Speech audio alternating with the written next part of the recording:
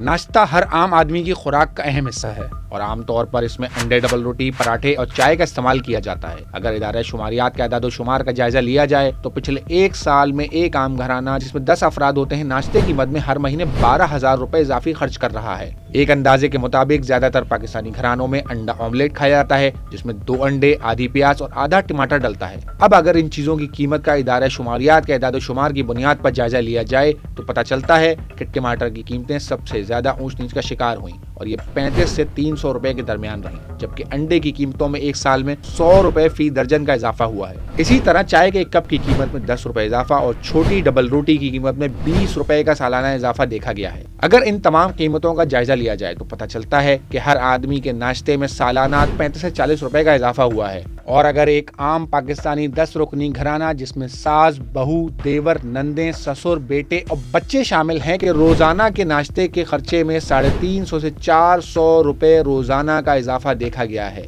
اور اگر اس کو مہینے کے 30 دنوں سے ملٹیپلائی کیا جائے تو یہ 12,000 روپے مہینے کا اضافہ صرف ناشتے کی مد میں بنتا ہے۔ یہ اعداد و شمار ایسے وقت میں زیادہ پریشان کن ہیں جب پاکستان میں روزگار کے مواقع گرتی ہوئی معیشت کے باعث دن بدن کم ہوتے جا رہے ہیں۔ ایسے میں حکومت اور ارباب اختیار کے لیے یہ ضروری ہے کہ وہ کم از کم بنیادی کھانے پینے کی اشیاء کی قیمتوں میں کمی کو یقینی بنائیں تاکہ عام آدمی اپنے خوراک کے مسائل کو حل کر سکے۔